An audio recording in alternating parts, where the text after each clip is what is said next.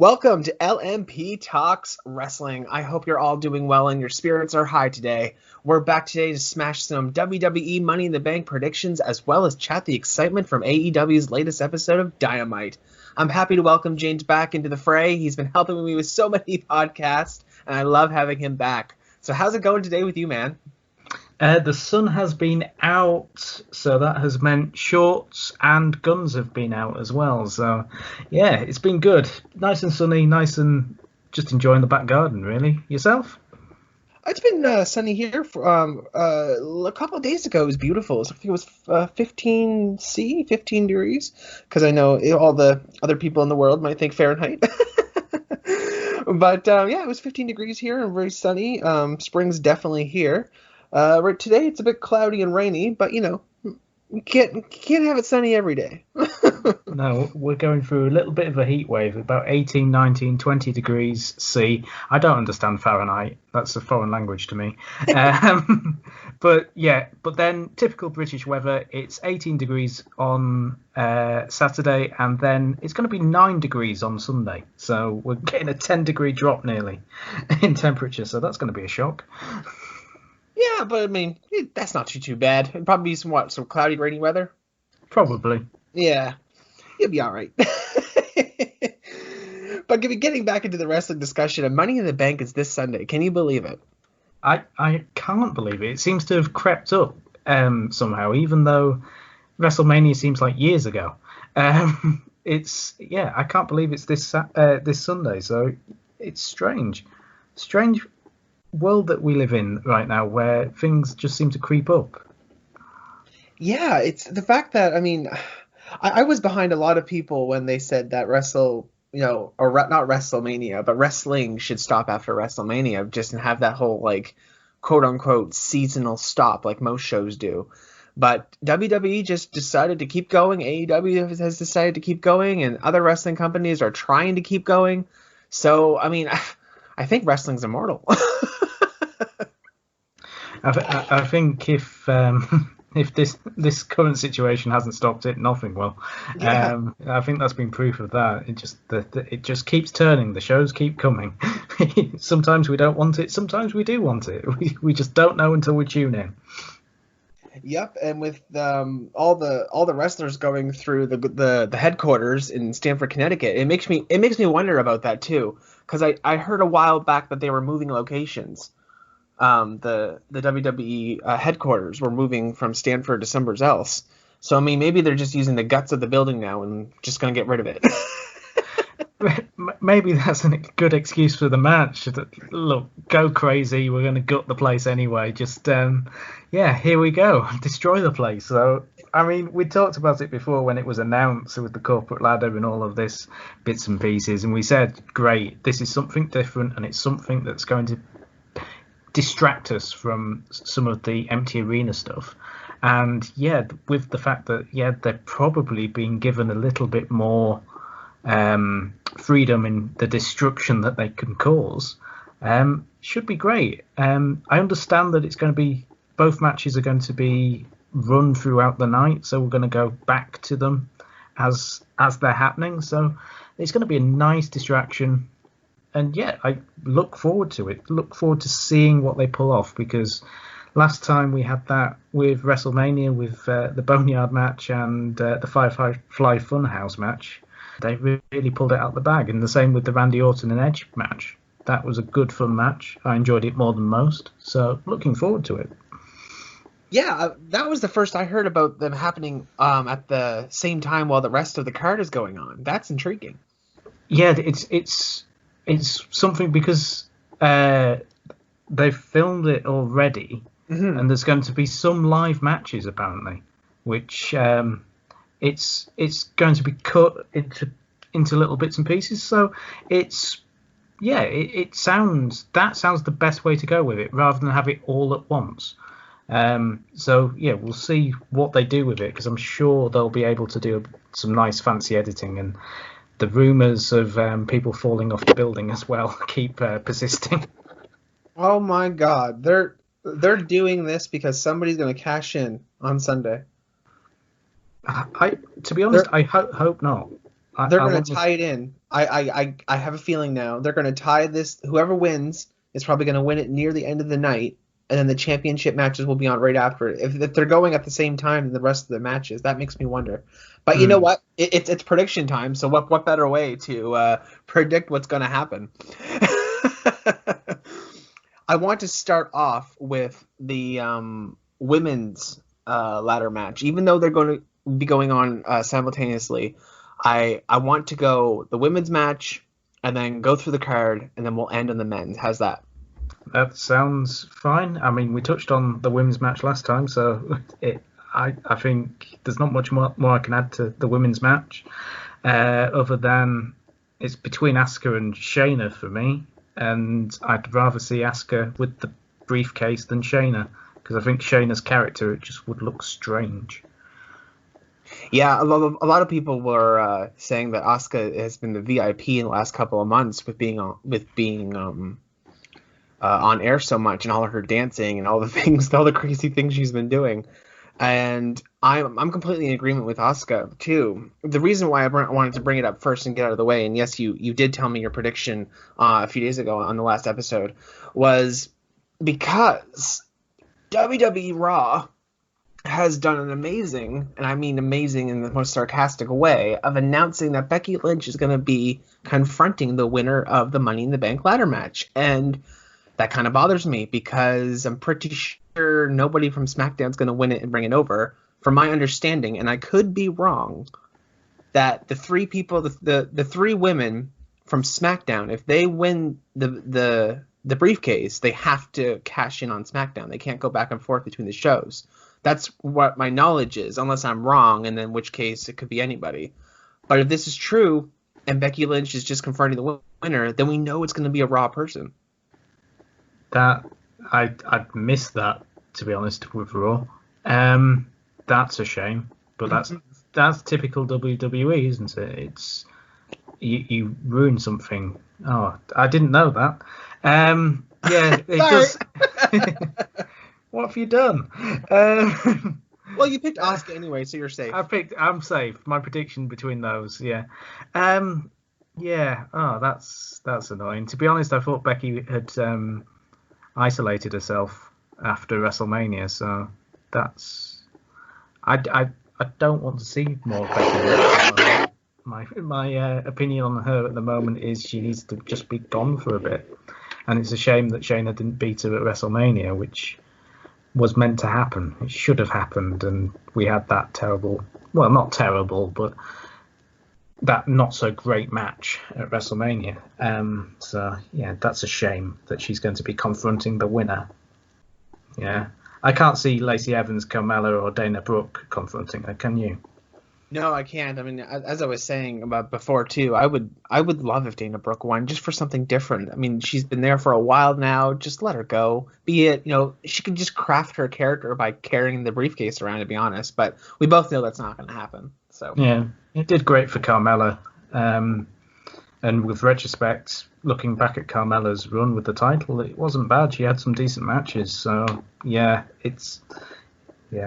oh dear. So moving on to the second match, and we have no idea what order these are going to be in. But we'll start off with the Fatal 4-Way Tag Team match for the WWE SmackDown Tag Team Championship, and that is the New Day versus The Miz and John Morrison versus the Forgotten Sons versus Lucha House Party. Who do you got and why? Well, the tag team that I have watched at NXT for so long and keep forgetting their names. Ironically, the Forgotten Sons, they have to take the titles because this is their chance to actually do something with this team that they've never done anything with.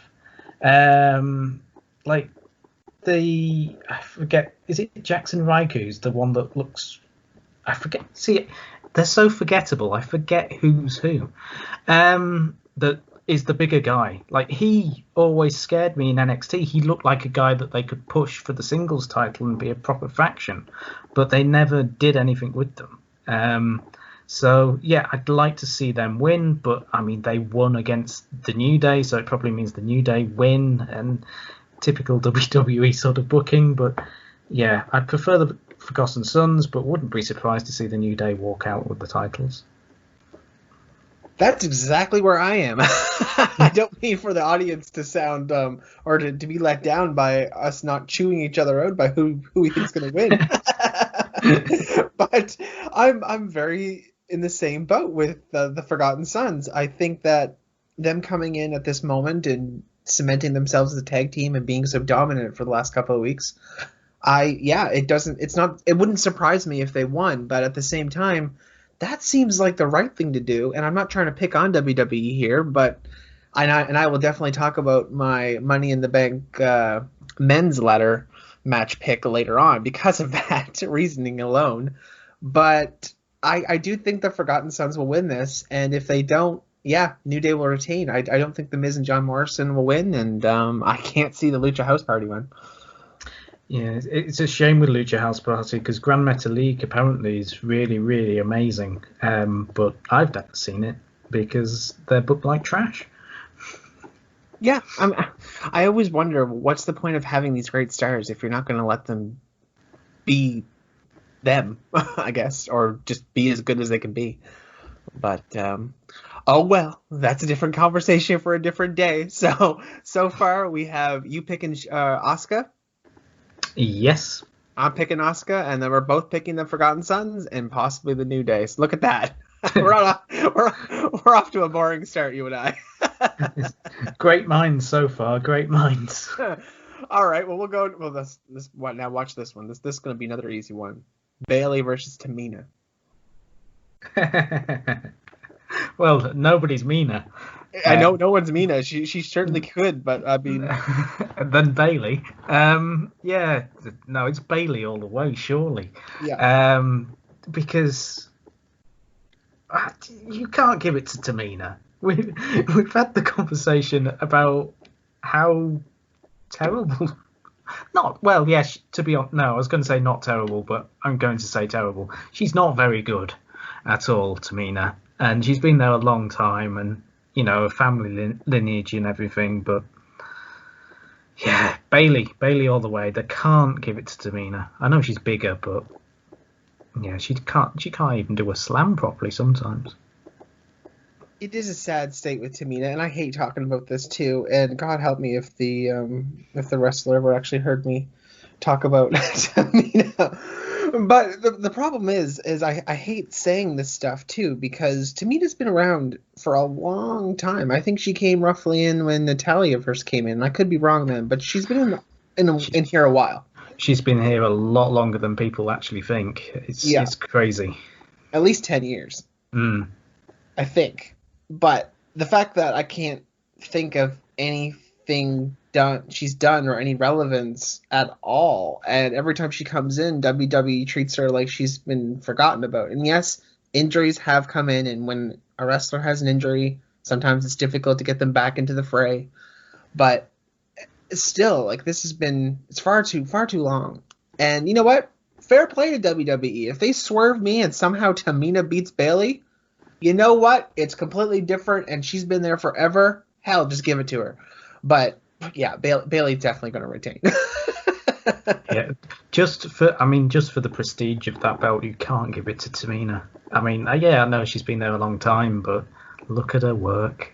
I don't want to see another Tamina match. And yeah, hopefully Bayley and Sasha do something good in this match because.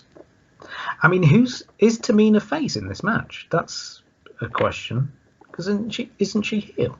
So we've got two heels against each other. Yeah, in a strange way, she is heel. She's always been heel, but I guess in this predicament, when there's 2-on-1, she looks like the underdog, I guess. Yeah. So I guess that technically makes her a face, but with so little character development, it leaves the audience guessing. So who knows? All right, well, Bayley again. 3 for 3, you and I. All right, let's spice it up with Drew McIntyre versus Seth Rollins for the WWE Championship. Right. I am going with Drew. Drew needs to keep this title until we go back to the arenas so he can actually get a pop from an audience. Seth is a good choice that they've given, and you could maybe you could maybe have. I don't want a screw finish, but you could maybe do a screw finish if you wanted in this match. But yeah, Drew has to keep this, has to win this for me to keep him on top, to keep him as the guy, because the work he's actually doing in ring and everything else, he's doing what he can. And yeah, let's just keep him at it and let's wait until we can finally get some crowds so he can have that moment walking out with that WWE Championship. Yeah. It's funny here because you and I are guessing the same person again, which, I mean, this card seems pretty easy, but again, fair play. WWE could completely swerve us, and I'm all for that. But in this situation, it doesn't even make sense to me how Seth Rollins got a title shot. Yes, he challenged Drew McIntyre. Yes, Drew McIntyre accepted, but Seth lost at WrestleMania. Not even in a title match. He should be at the bottom of the back of the line right now. I don't know how he weaseled his way back into this title shot, but that's WWE booking for you. But he lost. In no shape or form has he ever earned himself a title shot right now. Yeah, to be honest, I've given up on WWE sort of storyline making sense. So I've kind of gone, oh, well, it has to be Seth, I suppose. Because like you say, yeah, Kevin Owens beat Seth in an amazing match, but he can't go for it because of the current situation. And Seth's the only real heel that they've got at that caliber at the moment that can be a challenge for Drew, because you can't have Andrade because he's been buried at the moment with the Job Squad with Zelina Vega. So he's also being buried with that United States Championship. Yes, I mean that's not even. Nobody's even challenging for that at the moment. You can't have Bobby Lashley because he's too busy flipping tires with Lana. So, yeah, you can't. And AJ was buried underground, so you couldn't have him until he magically came back this week. It's funny about this feud with Drew McIntyre and Seth Rollins because it's exactly what I predicted before Mania. I said that Seth Rollins would beat Kevin Owens, and then he would go back into the title picture and face Drew McIntyre after he won against Brock Lesnar. And the only thing I was wrong about was Seth winning. But it didn't matter because I knew this would happen. I knew right after Mania, Rollins would be back in the championship picture. I figured that. I mean, I was hoping Kevin Owens would beat Seth Rollins and Kevin would go into the picture, but Seth Rollins back into the picture again. All right. Well, luckily we're both picking Drew McIntyre, and let's hope that Drew McIntyre has at least 3 or 4 opponents set up for him for the next few months, because Jinder Mahal will make an all right feud, I think, with given the little history there, and he was a former champion. And you know what? At this stage in the game, yeah, I'm okay seeing it. And then if we can somehow get Kevin Owens back in there, if we can get AJ Styles back in there at some point, or or unless he wins the championship, well, then he could go back in there, or win the contract. But there's some people that we could make into a star with Drew McIntyre, and I only hope that he keeps the title for just a little bit, like at least for a few more months. Yeah, it's there are people. The Jinder thing, I think, would be perfect for the current situation. Just have that as a little mini feud at the moment, and yeah, we'll get back to hopefully normality, and Drew can actually go into some decent programs with people. All right, well, we have one more major championship match, and that is the WWE Universal Championship. Braun Strowman versus the regular Bray Wyatt. Who do you got and why? Now, I had to go back and look at TLC, just look at the result, because I couldn't remember if Bray Wyatt beat The Miz or not, and he did. He only did a couple of things. He did a couple of Sister Abigails, and beat The Miz. Can he beat Braun Strowman? The issue with Bray Wyatt is his powers. a character with those powers should win this match. However, he's going in as the normal Firefly Funhouse Bray Wyatt. I'd like to see sort of Braun start beating Bray up, and then the puppets appearing in the crowd, and then Rambling Rabbit pleading with Braun not to beat up Bray, and then for Bray to kind of Sister Abigail Braun and get the title, and then move on with the title. It's not the match I wanted to see, if I'm honest. I think Bray shouldn't be near the title. I don't think the Fiend should be near the title because it limits that character. For me, it having a monster character with a title feels strange and feels a little bit wrong. But in order to keep that monster strong, Bray surely has to win this. So it's a conflicting one because I want Braun to have that title a little bit longer, but for me it has to be Bray. Interesting. So this is where we will finally shake things up, you and I. Here we go. Conversation. Here we go. Less agreement. We're going to fight. Those are fighting words. I'm not coming on this podcast ever again. Get out. You're done. I think this isn't the last time we're going to see this. I think this feud's going to continue and I into the next pay-per-view, whether it be a Backlash or Extreme Rules, whatever they have planned ahead. I think Braun Strowman will win. He will retain, whether it be through a DQ or something. Whether he gets the win or not, he will definitely retain that championship because of shenanigans, because it's Bray Wyatt. I think the Fiend is going to capture that Universal Championship, not Bray Wyatt. I'm not sure how. I'm not sure when.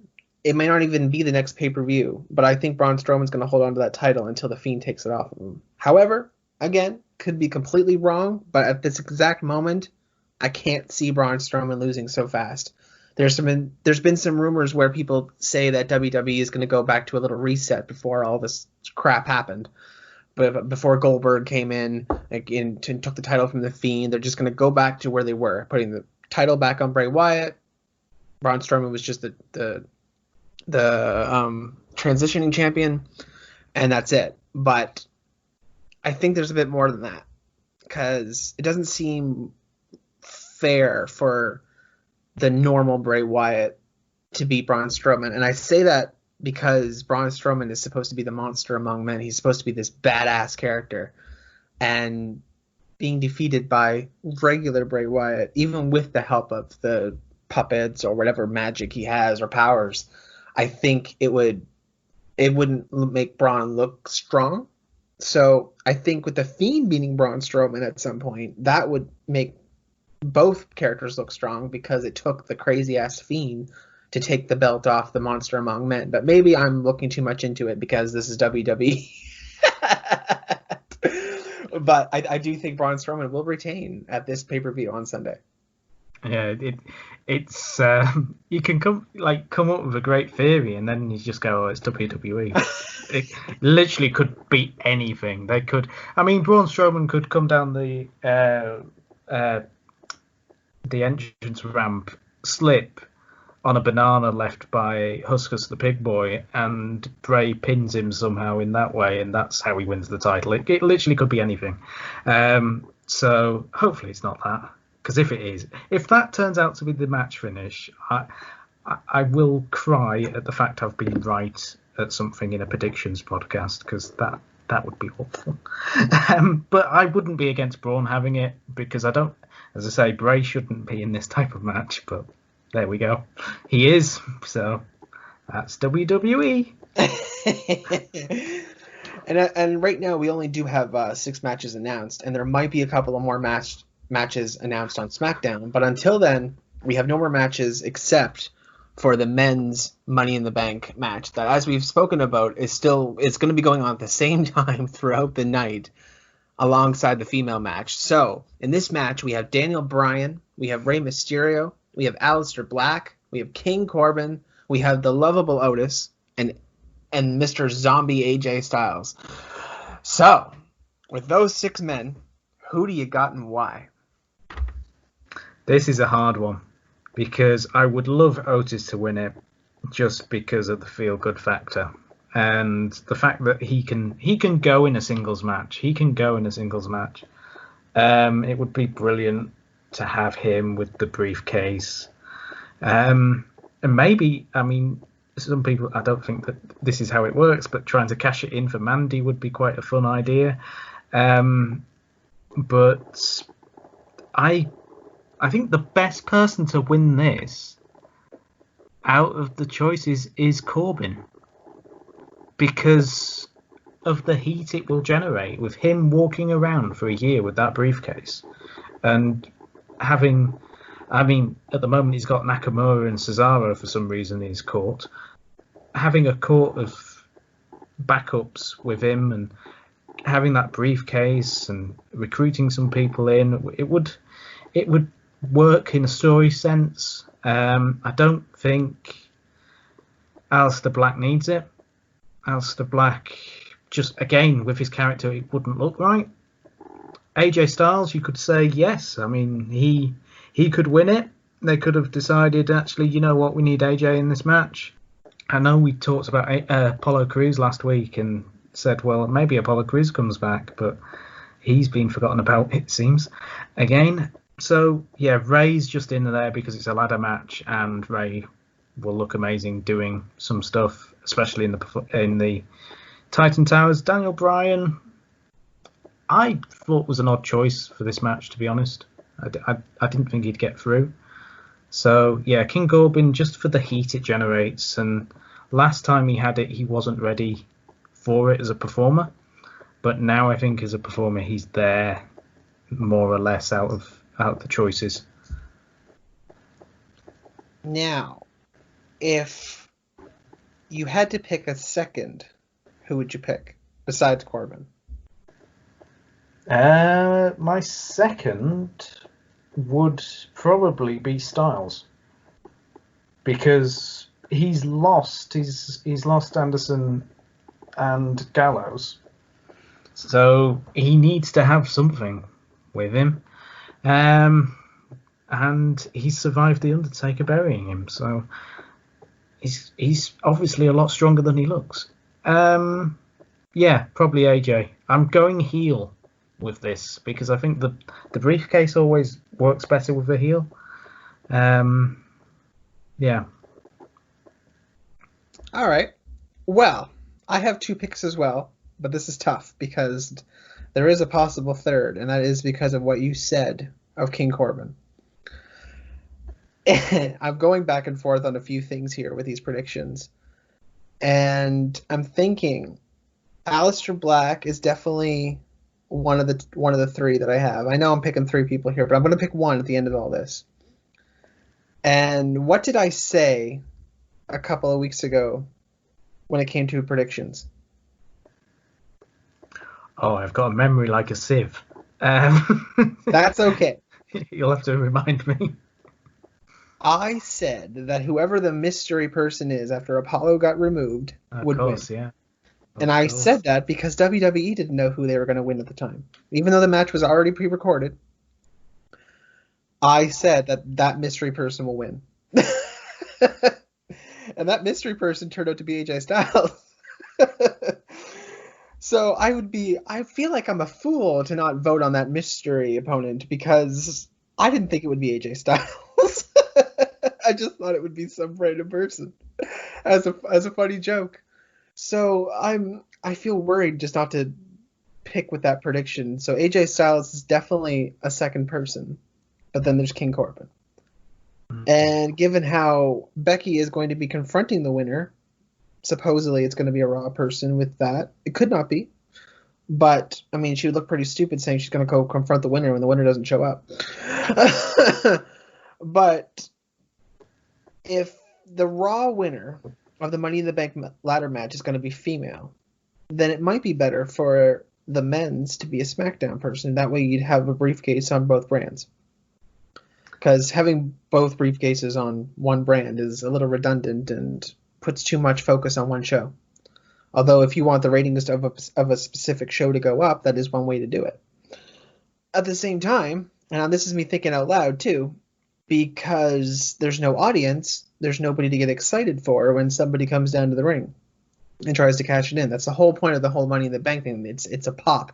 The audience gets excited because someone might come in and change shit up, but nobody's there to witness it. So who knows when this whole thing could happen? That's why I think they might even cash in at the beginning of the show or during the show.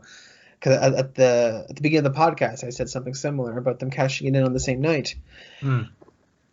So I want to say my number one pick, because of that mystery pick, I'm going to go with AJ Styles. And part of me wants to vote Aleister Black as well. Like, they're neck and neck. But it speaks volumes with King Corbin. He is such an awful heel. So many people hate him, and that's what you want. And to have this guy going around with this briefcase being so hated, and then finally cashing it in when the feel-good moment presents itself. Oh man, you're just asking for trouble in the greatest of ways. That's how you make a heel character. And yeah, I think Corbin is better for it, and it could work. Who knows? He could be the one to dethrone the Fiend too. Even though the Fiend is kind of a heel character, one thing that Baron Corbin has going for him more than any other wrestler is that nobody else is kicked out of the End of Days. No, they haven't. It's a good point, that actually. If he comes in the ring with that briefcase and hits End of Days, it's over, and we have a new champion. The thing that I don't know how you'd get there with WWE, but the thing that I quite fancy with King Corbin is what happens if Jeff Hardy gets a push for the Universal title. You shut your mouth right now. You see what it draws, though. Yep, exactly. Imagine a full arena. Jeff Hardy wins the Universal title, has thrown himself off some sort of ladder setup, has won the title, has got it in his hands, clutched it, is exhausted. Corbin's music hits. Yeah, you've sold me just on that. You've sold me just on that alone. That would be trollish to the max. That would, yeah, that's excellent. I like it. I like it a lot. But it's WWE, and I don't know how you get there. But yeah, that for me would be that's the appeal for the heel champion. That was so great about the Edge when he had it for the first time. You had Cena as the face, and Edge was there lurking with the briefcase. And when he finally cashed it in, everyone was a bit like, oh, this can't be right. No, this isn't how it's meant to work. But that's how it is meant to work. And yeah, that for me that's why I've gone for Corbin, because basically your reaction there, like maybe it's not Jeff Hardy, but you don't want any feel good person, any feel good babyface champion, and Corbin just picks the bones. You could give it back to Kofi for all, Kofi could get the title finally back after having it taken away from him, only to lose it right away again. Yeah, exactly. Yeah, like your first SmackDown back, first 6 seconds, Kofi gets knocked out again, and Corbin's got the belt. You could do that, and that's the beauty of this type of gimmick. It really brings that anxiety and that whole, like the whole WrestleMania cash in. Like I wish I had been there for that, because that was during the time I was taking a break. That would have been amazing to have seen live. Yeah, it would have been insane. So with the Money in the Bank predictions pretty much all done up now, we have about 15 minutes roughly to talk about AEW, and with what you said about King Corbin, just with that alone, I want it to happen. I kind of do. I kind of want King Corbin now to be a badass heel for the next year. I do. But now the card for Double or Nothing is starting to shape up, and I believe we have 4 matches for it now. And Dynamite, let's start off now saying, it was excellent, I think, last night. Perhaps I'm being too positive, but I really, really enjoyed myself. Yeah, I enjoyed myself. I don't think there was a dull moment in the whole 2 hours. It seemed to go by very quickly. The women's division got a bit of promotion, and we were saying last week that they seem to actually have a division now, and it felt nice. It was night like it's the basics. Pyro being back, and Jim Ross being on commentary. Like it was good to hear him and Excalibur on commentary again. It felt a little bit more normal. The past few weeks have felt good, but this is definitely a step, hopefully, to the next bit where we go back to normality. But yeah, it was a very good show. It finished on an absolute high. Dude, ever. So, the starting match. I'm not a massive fan of Joey Janela. Really? No, I just can't get in. The only time I've really got into him is the Cracker Barrel match, which was bonkers. But yeah, a normal match with him for some reason I just can't get into. It's a very strange thing. I wish I could because I appreciate what he does in the crazy matches, but for me he's too much of a crazy wrestler to be doing a normal match with Cody. Joey Janela won me over with his synthwave opening, so you know. I love his song so much; it's great. But yeah, I mean, Cody versus Joey Janela. That was an all right way to open up the show. It was all right. Again, as you said, it was nice to have JR and Tony Schiavone back on commentary again. Chris Jericho did an excellent job the past 3 or 4 weeks, but yeah, it was great to have that feel back again. And JR seemed to be sounded like he did his homework for the past month or two. He was really invested. Yeah, I know when he started with AEW, I was like, "Come on, JR, you're a bit rusty at the moment. Get back into it." But he seems to, well, before the break, he was definitely getting back to that sort of patter, and he was a little bit shaky, I think, to start off with, but he's definitely there. He's putting people over, which is good. He's not getting disinterested, which sometimes he can do, and he starts questioning some of the actions of the wrestlers. But yeah, it was a good sort of start. The women's match, or the prelude to the women's match with Nyla Rose, was great because it just highlighted who's in that women's division again, and Shida. I love watching Shida. Me too. Like, she's brilliant. Like, I remember the first time seeing her do that spot where she jumps off the chair on the outside. She sets it up and just uses the chair to get some leverage. I don't want her to go against Nyla Rose though too early, but the way that they've booked it, she has to. So yeah, I think that will be booked for Double or Nothing, and I mean, she should lose because you need to build Nyla as the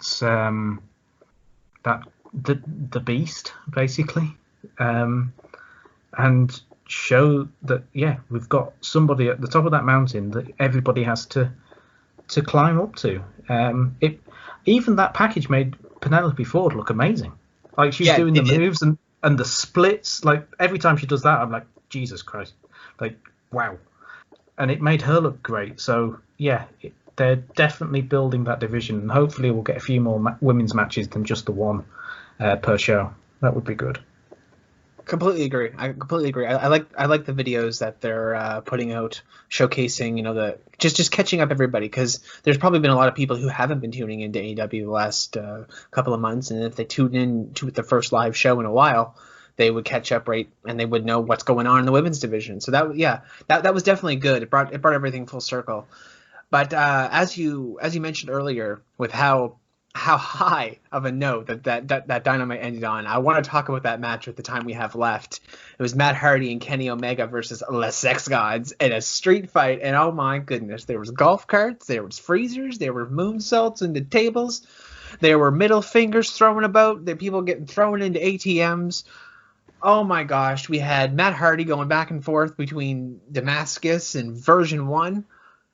What a time that was. How did you find it? It was great fun. Like there were a few little moments where I was a little bit like, oh, I'm not so sure. Like the random child that was in the audience, where did he come from? Like they just seemed to be people that arrived like, oh, there's a fight happening, let's film it. Come here, children. But like those bits and pieces are like, what?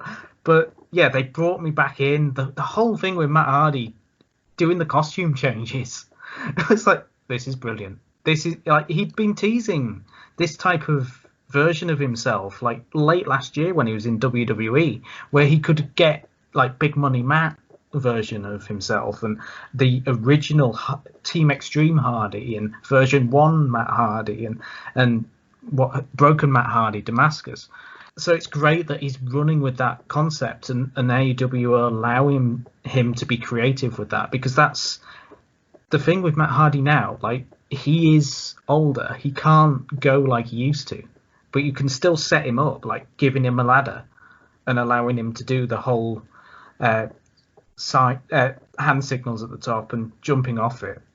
Like he was excellent. And Kenny Omega, I think we're in agreement. Like he's the best. Like he just put him in any type of match, and he just seems to get the best reactions. The whole bit with the what's it called? The jig, where he was going up on that. He was just pointing upwards, and he ended up doing the moonsault off the top of that. The golf cart. Sammy Guevara is just fantastic as well with his reaction, trying to run away from it, getting hit by it. It was escapism, and that's kind of the thing that we've said, especially with, for example, the Money in the Bank match. You want that type of different thing, and this was it. I when they started the match, I was a little bit concerned that they might keep it in the ring or keep it in the arena, but then when they went out of the ring and out round the back, that's when it really kicked up a gear. And yeah, Jake Hager showed himself off great again. Like we talked about it when he went against Moxley, saying it was a little bit disappointing. Hager works best as that enforcer, and he was great again in that position. And it was just a great way to finish the show and end up in a great high. And yeah, Matt Hardy, I was a little bit scared of. I'm a big Matt Hardy fan. I have been for years. And I was a little bit worried because obviously I'd heard the rumours about his injuries and how he was, like physically. And I was a bit like, oh, can we see a full match with Matt? But they allowed him to recuperate and hide away a little bit. And that's perfect. Perfect but way of booking it. I couldn't have done that. I couldn't have imagined that's what we'd have ended up with. It's just, and the amount of stuff that you get from that match, that you can just clip it, make a GIF, all of this sort of thing. This is the kind of wrestling that happens now.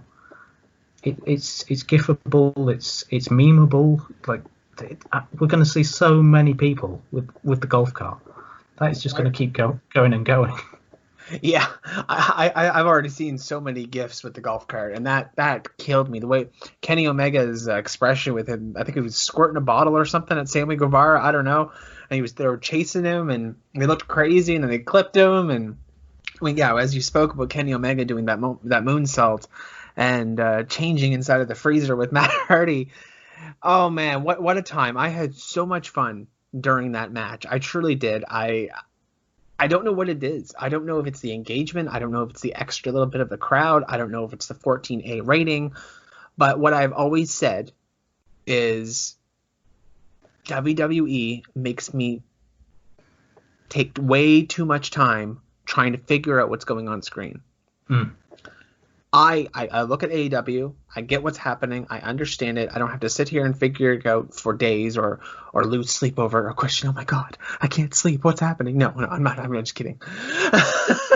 But yeah, that's the greatest thing about AEW. It was, again, another breath of fresh air, and it had me, just as you said, that escapism. It made me feel like there wasn't anything going on in the world, and I was just having a good time despite no crowd or despite them being in a street fight outside the arena. It just felt like another awesome wrestling night.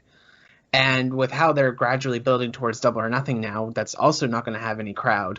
We've gotten big news for that Casino Royale before we sign off here in the next few minutes.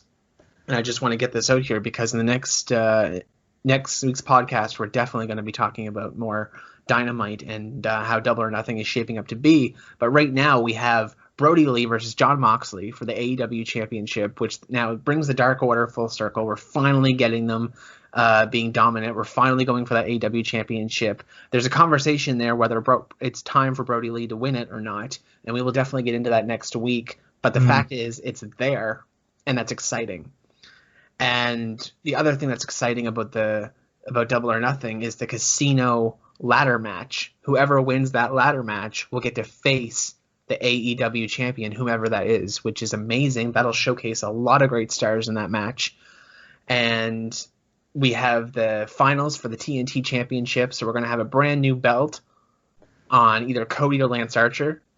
And speaking of those two, Jake the Snake Roberts was on last night, and I want to end the podcast on this creepy great promo because, oh man, when I was watching it last night with Brandy Rose, first off, I want to say that was the very first time that I've ever actually thought Brandy Rose put on an awesome promo. Before that whole match started, Brandy Rose showed that promo and she was like, keep my name out of your mouth and all that stuff.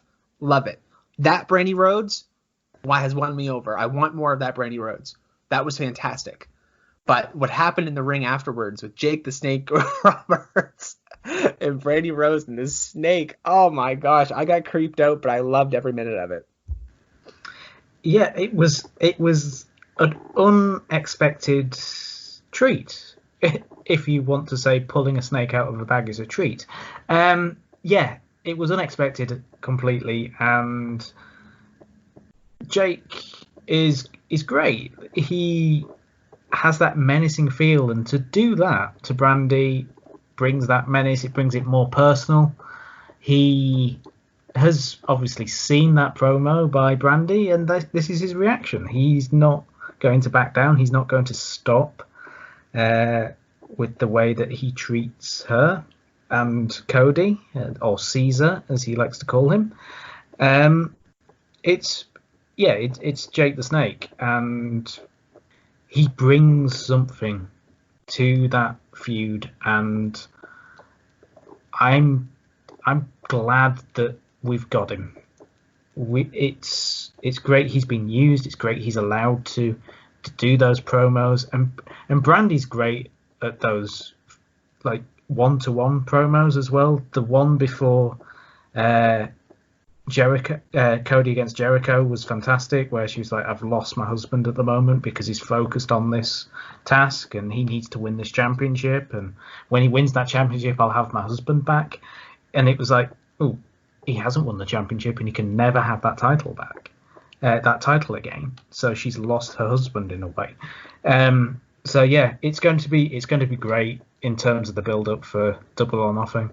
In terms of it being on, just to touch on it just a little bit, in terms of it being on Double or Nothing, just because it's the TNT Championship, I thought it maybe should have been on Dynamite, but that's a small little thing. But it's a brand new belt. Need people to buy the pay-per-view. Put it on the pay-per-view. But yeah, looking forward to that match and the feud to continue. That's actually a good little note there too. I didn't think about it that way, but being the TNT Championship, yeah, that's not a bad shout. But who knows, in the future, maybe it'll be defended more often on the network. But yeah, getting people to buy in, literally for Double or Nothing, and then there'll be a buy-in too. But it's already shaping up. Like, I'm looking at this Double or Nothing card, and I'm like, oh my gosh, it's not even full yet. No. We still have plenty of room, and I'm already like, I love a good ladder match, and whomever is going to be in this match is gonna make it great. Like, there'll be some people in there who we know just won't win the belt, but they'll definitely put on a show. And who knows, we might even have more stars coming of this ladder match because we'll get to showcase more people. So I'm really excited. Yeah. And again, this Sunday we have Money in the Bank. So, and then 14 days later we have Double or Nothing. So we have the next couple of weeks of some entertaining things to look forward to. We just got to get by in the in between and all the no crowd shows. But hopefully sooner rather than later, everything slowly starts to go back to normal. But with that, that's where we'll wrap things up. Thanks for so much for coming back on the podcast, James. Thank you for having me. It's just a great time. I enjoy talking to you. I enjoy talking about wrestling and finding those good things, like the end of Dynamite this week. Absolutely. And you can find James and I back on the podcast next week. You can find me at SoundCloud under Lotus Moon Productions, Facebook under Lotus Moon Productions, Twitter under Lotus Moon Prod, and you can search us up on YouTube under Lotus Moon Productions. We continue to put up podcasts there, just the video version. Obviously, you don't see me and James, but there's a nice little logo on YouTube to make it all nice and comfy. It's currently locked down, so my hair is wild. No one wants to see this. Well, with that and all of our bad hairs at this point, this has been LMP Wrestling, and we're signing off.